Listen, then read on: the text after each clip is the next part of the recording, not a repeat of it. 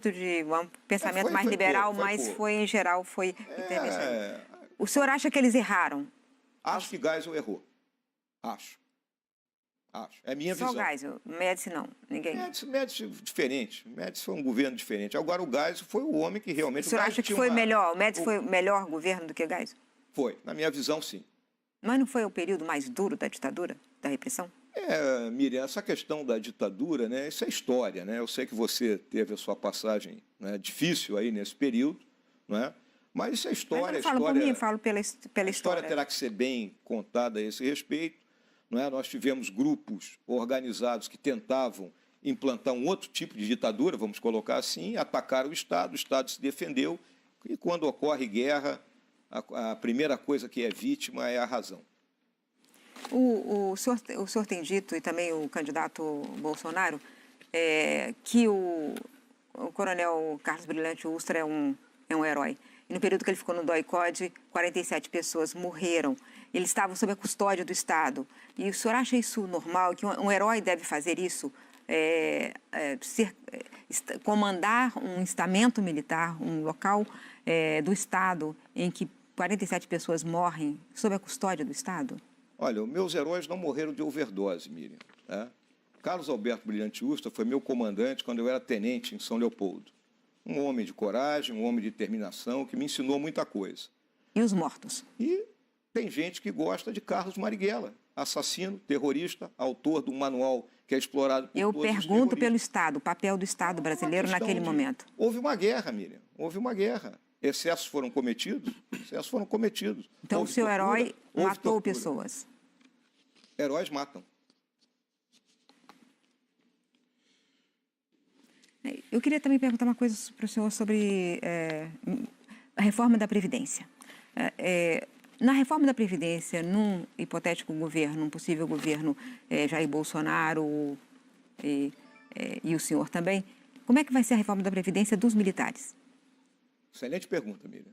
Eu trabalhei nisso aí ao longo dos últimos 2 anos como secretário de Economia e Finanças do Exército. E aí, talvez até me estenda um pouco aqui, né? A medida provisória que hoje governa o salário dos militares, ela cortou aquilo que era considerado os privilégios, né? Então, o pessoal ia para a reserva, era promovido ao posto imediatamente superior, questão da pensão das filhas, a licença especial que era concedida por 6 meses a cada 10 anos que você trabalhava, e caso você não usasse, aquilo contava em dobro para a sua passagem para a reserva. Isso gerou um decréscimo nos nossos salários. Então, hoje nós temos 3 tipos de coronéis. Falo coronel porque é o posto que o cara pode almejar atingir nas condições normais de temperatura e pressão. Nós temos os coronéis que passaram para a reserva antes de 2000, em 2000, que ganham R$18 mil brutos. Os que estão passando agora ganham 15 e os que vão passar em 2030 ganham 13. Né? Então, houve já uma mini-reforma, vamos colocar assim. O nosso gasto é um gasto que vem diminuindo. Agora, nós consideramos outras hipóteses, né? Aumentar o nosso tempo de serviço, né? Hoje, a rigidez que nós atingimos, né? Eu tenho 65 anos de idade, eu tenho certeza que eu poderia ter ficado mais 5 anos no Exército sem problema nenhum. Não é? É a questão da pensionista, né? Porque a gente continua pagando a pensão até morrer. Estou pagando a pensão aqui, mesmo que eu não tivesse para quem deixar. Não é? Então, a pensionista ela também continua pagando isso. São algumas ideias que nós discutimos com a área técnica do governo. Então, todos terão que ceder alguma coisa numa reforma da Previdência. Então, vai ter uma reforma também dos militares, porque hoje o déficit é de 42 bilhões esse ano, 42 bilhões o déficit dos militares. Esse déficit ele tem que ser encarado até porque é o seguinte, o governo não dá contraparte no caso dos militares. Não há contraparte do governo. Então, é um déficit que tem que ser melhor analisado.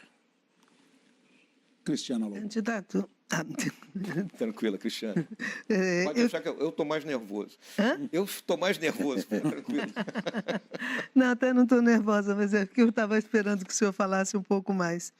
Eu queria perguntar ao senhor qual seria o papel das Forças Armadas no eventual governo Bolsonaro-Mourão. Olha, as Forças Armadas já têm as missões muito bem definidas na Constituição, né? Elas têm procurado se ater a essas missões. Além disso, existem as ações subsidiárias, né, que nós viemos praticando, seja na distribuição de água no Nordeste, seja na ajuda nas calamidades públicas, seja na questão do emprego da engenharia militar, na construção de determinadas obras ou na fiscalização. Ações como essa do Rio de Janeiro de segurança. A questão da garantia da lei e da ordem, nós viemos sendo empregados seguidamente, né? É uma missão complicada, porque não se tem todos os instrumentos necessários, nós temos que agir quase como um algodão entre cristais, não é?